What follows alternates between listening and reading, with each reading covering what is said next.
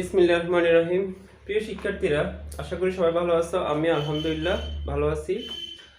আজকে আমি পদার্থের গাঠনিক ধর্মের 2 নম্বর লেকচার শুরু করতে যাচ্ছি। আমাদের প্রথম লেকচারে ছিল স্থিতিস্থাপকতা কি, স্থিতিস্থাপকতার বিভিন্ন রাশি নিয়ে আমরা কি করেছিলাম, আলোচনা করেছিলাম। আজকে আমি বিকৃতি নিয়ে আলোচনা করব। তাহলে আজকে আমাদের আলোচ্য বিষয় হচ্ছে কি, বিকৃতি। দেখো, বিকৃতি বলতে আমরা স্বাভাবিক যেটা বুঝি যে একটা বস্তুর উপর বল প্রয়োগ করার পর যখন তার আকৃতি কি হয়, পরিবর্তন হয়, সেটাই হচ্ছে মূলত বিকৃতি। আমরা একটা এক্সাম্পল সাহায্যে যদি দেখি,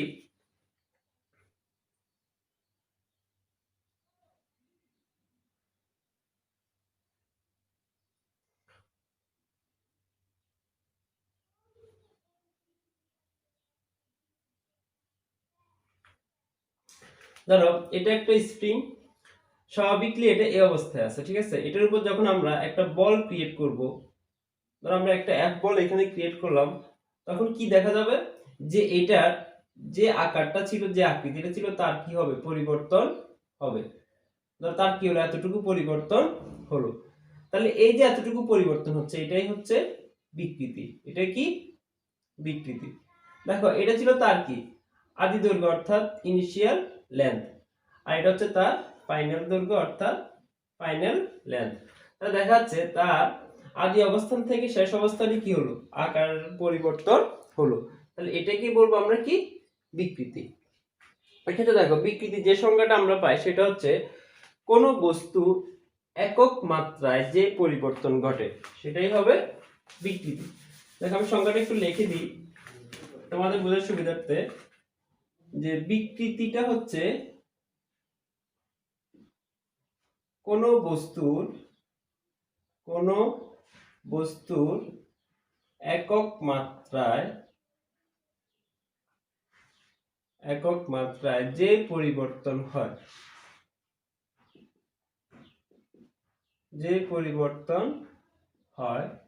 তাই বিকৃতি। তাহলে বিকৃতির সংজ্ঞা আমরা কি পেলাম, কোন বস্তুর একক মাত্রায় যে পরিবর্তন হয় তাই হচ্ছে কি, বিকৃতি। এই ক্ষেত্রে দেখো, এই যে ওয়ার্ডটা একক মাত্রা, এখন দেখো মাত্রা বলতে আমরা কি বুঝি, এক ধরনের বস্তু তার বিকৃতি হয় না, ঠিক না। কয়েক ধরনের বস্তুর কি হতে পারে, বিকৃতি হতে পারে। এখন এই মাত্রা বলতে সেটা যদি ওয়ান ডাইমেনশনাল হয়, অর্থাৎ এক মাত্রায় হয়, যেমন ধরো একটা বস্তুর দৈর্ঘ্য বিকৃতি হলো, কি বিকৃতি হলো, দৈর্ঘ্য বিকৃতি, তাহলে এটা হচ্ছে কি, তার এক মাত্রা না, এটা ওয়ান ডাইমেনশনাল। যদি দেখা যায় যে বস্তুটা, এই যে এরকম একটা বস্তু, দেখো এখানে কি আছে, দৈর্ঘ্য আছে আবার প্রস্থও আছে, তাহলে এটাকে আমরা কি বলবো, টু ডাইমেনশনাল, অর্থাৎ এটার কি আছে, দৈর্ঘ্য প্রস্থ দুইটাই আছে। আবার দেখো, বস্তুটা যদি এরকম হয়,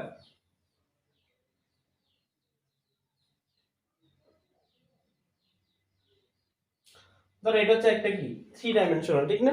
তাহলে বিভিন্ন ধরনের বস্তুরই কি হতে পারে, বিকৃতি হতে পারে। এই জন্য এখানে এই কথাটা লেখা যে একক মাত্রায় যে পরিবর্তন ঘটে তাই বিকৃতি। এখন দেখো, বিকৃতির কয়েকটা প্রকারভেদ আমরা আলোচনা করব।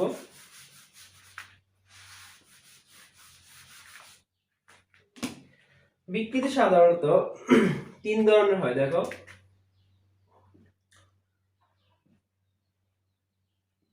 বিকৃতিকে আমরা তিন ভাগে ভাগ করতে পারি, যেমন দৈর্ঘ্যের বিকৃতি,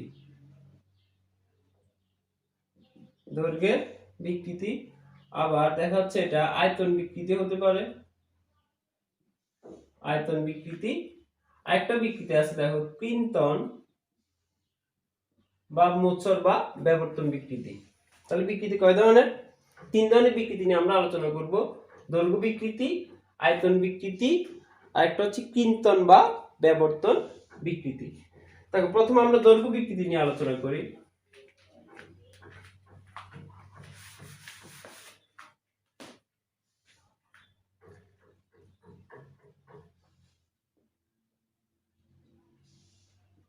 তাহলে দৈর্ঘ্য বিকৃতিটা কি হবে, দৈর্ঘ্য বিকৃতিটা হবে একক দৈর্ঘ্যে বা কোনো বস্তুর উপর বল প্রয়োগে একক দৈর্ঘ্যের যে পরিবর্তন হয়, আমরা এভাবে লিখি। দেখো, বল প্রয়োগে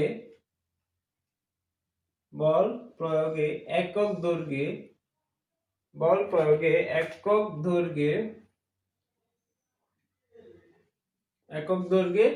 দৈর্ঘ্যের যে বিকৃতি হয় সেটাই হবে কি দৈর্ঘ্যের বা দৈর্ঘ্য বিকৃতি। বল প্রয়োগে একক দৈর্ঘ্যের যে বিকৃতি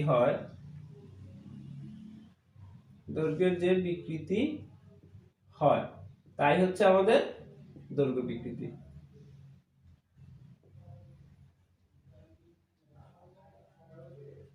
ঠিক আছে, তাহলে আমরা দৈর্ঘ্য বিকৃতির সংজ্ঞা পেলাম কি, এক বল প্রয়োগে একক দৈর্ঘ্যের যে বিকৃতি ঘটে সেটাই হবে কি দৈর্ঘ্য বিকৃতি।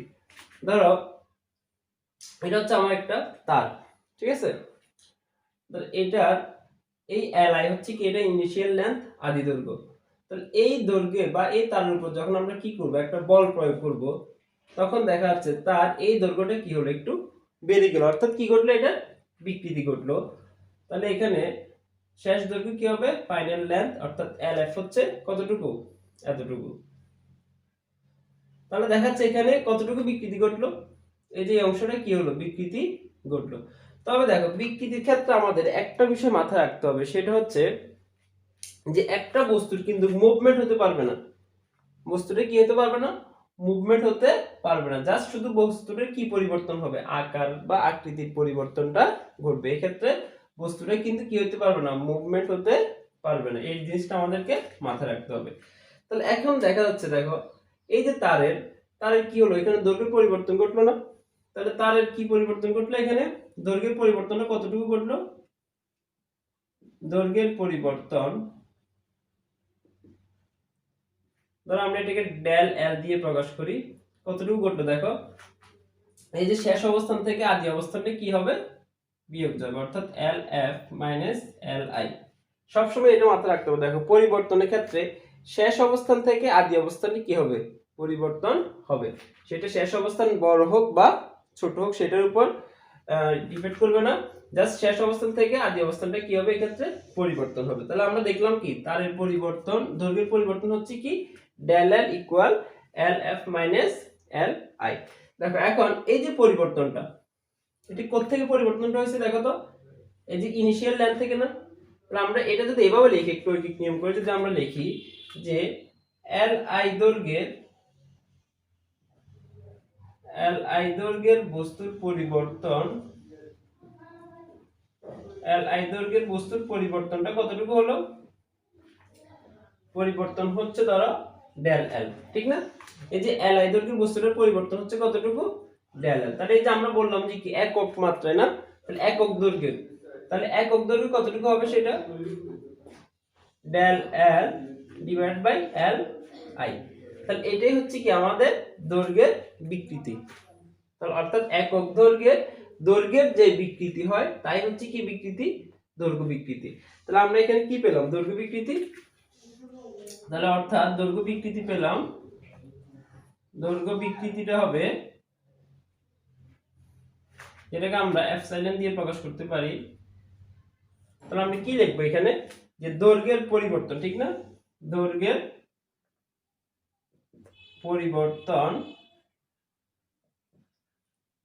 পরিবর্তন ডিভাইড বাই কি হবে, আদি দৈর্ঘ্য। তো দৈর্ঘ্যের পরিবর্তন কত, ডেল এল, আর আদি দৈর্ঘ্য হচ্ছে কি এল আই, ইকুয়াল কি হবে, দৈর্ঘ্যের পরিবর্তন হচ্ছে আমাদের ডেল এল, আর আদি দৈর্ঘ্য হচ্ছে কি এল আই, অর্থাৎ ইনিশিয়াল লেন্থ। তাহলে এটাই হচ্ছে আমাদের কি দৈর্ঘ্যের বিকৃতি। দেখো এক্ষেত্রে একটা জিনিস আমরা খেয়াল করি, এই যে এখানে দৈর্ঘ্য বিকৃতির এককটা কি হবে, একক যদি আমরা হিসাব করতে চাই, দেখো যে দৈর্ঘ্য একক এখানে কি হবে, মিটার, আবার এখানে এটাও কি দৈর্ঘ্য না, তাহলে এটার একক কি হবে, মিটার। তাহলে এখানে মিটার মিটার কাটে গেলে আর কিছু থাকে, তার মানে একক কি থাকবে এখানে, তাহলে এদের কি নাই, একক নেই। তাহলে দৈর্ঘ্য বিকৃতির কোনো কি হয় না, একক হয় না। তাহলে আমরা মোটামুটি দৈর্ঘ্য বিকৃতিটা বুঝতে পারলাম। তারপর আমরা আলোচনা করব আয়তন বিকৃতি নিয়ে। কি বিকৃতি, আয়তন বিকৃতিটা নিয়ে আমরা একটু আলোচনা করি। তাহলে দেখো আয়তন বিকৃতির সংজ্ঞাটা কি হবে, বল প্রয়োগে একক দৈর্ঘ্যের জায়গায় আমরা কি লিখবো, এখন আয়তন লিখবো, ঠিক না। তাহলে আমরা এটাই এবার লিখতে পারি, দেখো বল প্রয়োগে একক আয়তনের, বল প্রয়োগে আমরা কি লিখতে পারি, একক আয়তনের যে বিকৃতি ঘটে, একক আয়তনে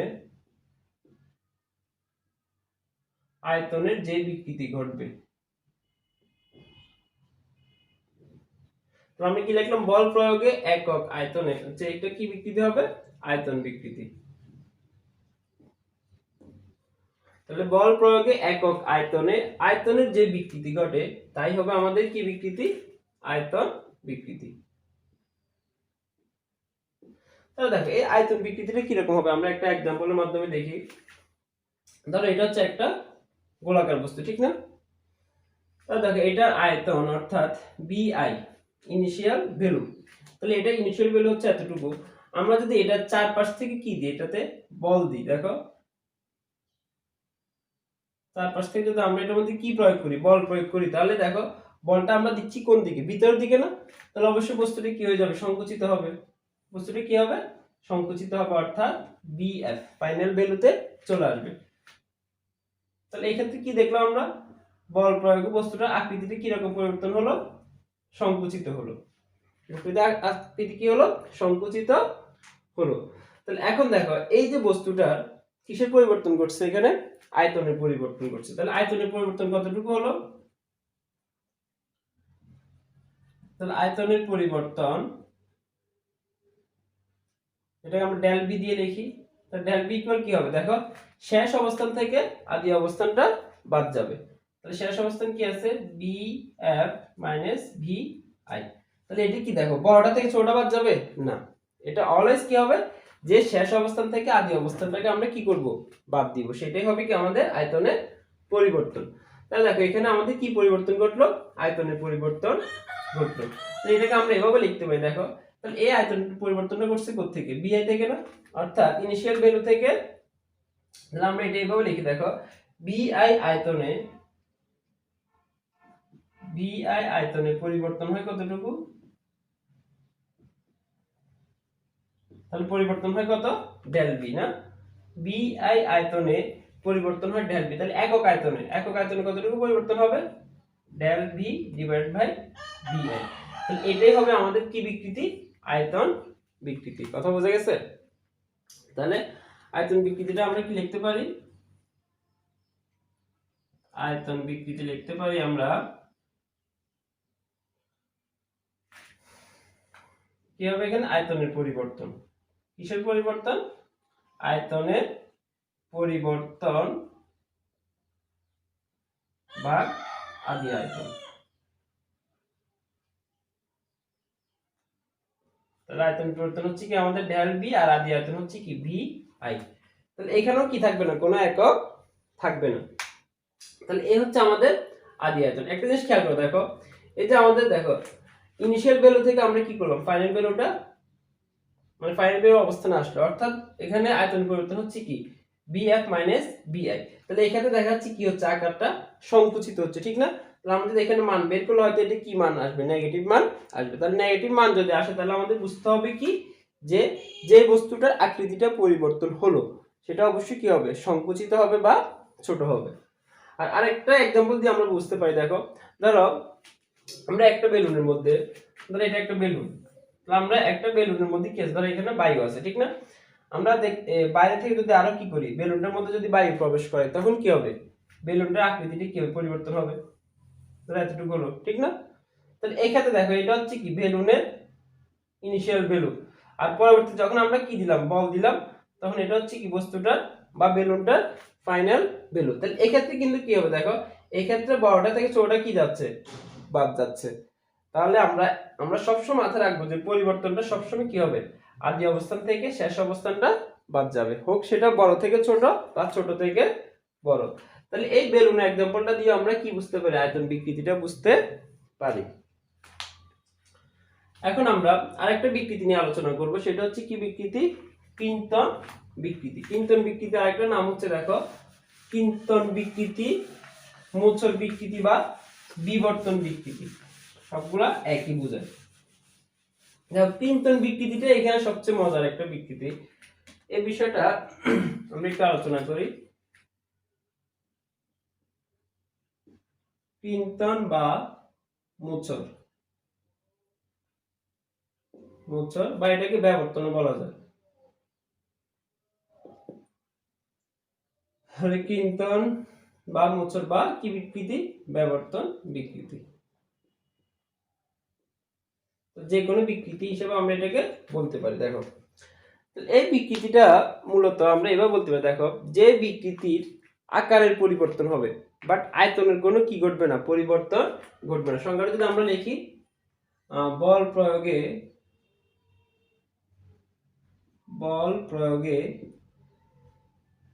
যে বিকৃতির বা বল প্রয়োগে যে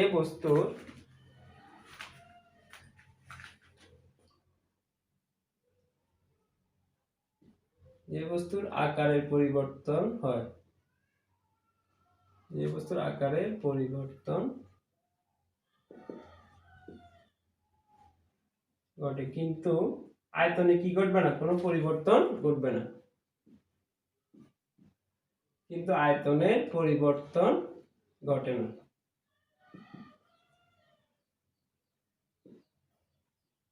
তাহলে কিঞ্চন বা মোচড় বিকৃতিটা আমরা কি বুঝলাম, যে বল প্রয়োগে যে বস্তুর আকারে পরিবর্তন ঘটবে কিন্তু আয়তনে কি ঘটবে না, কোনো পরিবর্তন ঘটবে না। দেখো এই যে মোচড় বা কিঞ্চন বিকৃতিটা যদি দেখো, এই যে আমাদের হাতটা, ঠিক না, আমরা দেখো এই হাতটা ধরো এতটুকু পর্যন্ত আমরা চিন্তা করি, এটাকে ধরো আমরা কি করলাম, মোচড় দিলাম, এই যে আমরা কি করলাম, এটাকে মোচড় দিলাম, ঠিক না। তা দেখা যাচ্ছে আমার আয়তনে কি কোনো পরিবর্তন ঘটছে না, আয়তনের পরিবর্তন ঘটেনি, কিন্তু এটা ছিল এই অবস্থা, এটা অবস্থাটা কি হয়ে গেল, আকৃতিটা বা অবস্থানটা চেঞ্জ হয়ে গেল। তাহলে আমরা এটাকে বলবো কি বিকৃতি, কিঞ্চন বা মোচড় বিকৃতি বলি। তাহলে এই বিষয়টা বুঝতে গেলে দেখো আমরা একটা ফিগার আঁকি।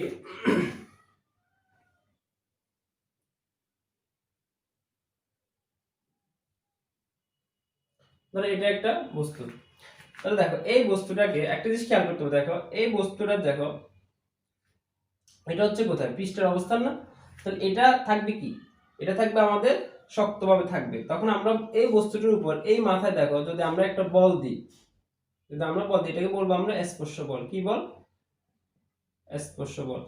তাহলে এই প্রান্তে যদি আমরা কি করি, একটা স্পর্শ বল যদি প্রয়োগ করি, তখন বস্তুটা কি করবে, দেখো বস্তুটা একটু কি হয়ে যাবে, বেঁকে যাবে না,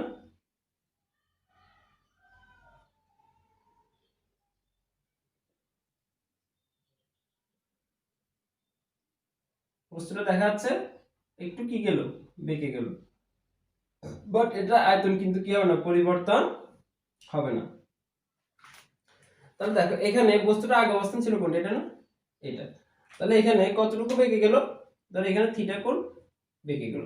তাহলে এই যে থিটা কোণটা যে বেঁকে গেল, এটাই হচ্ছে আমার কি বিকৃতি, কিঞ্চন বিকৃতি।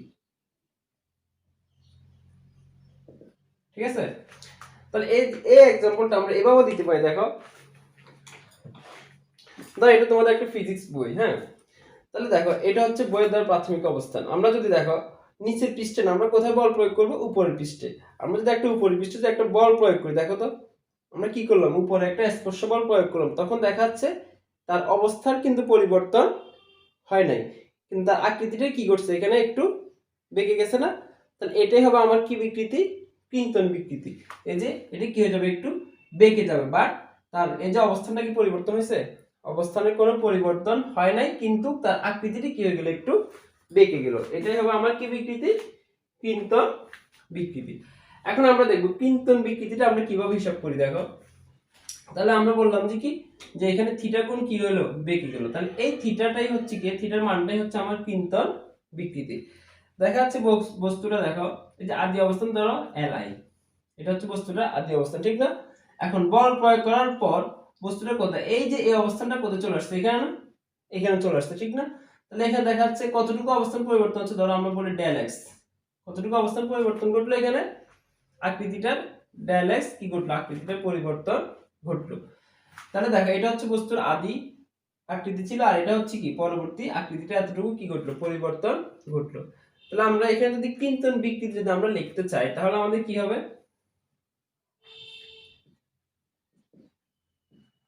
কিঞ্চন বিকৃতি।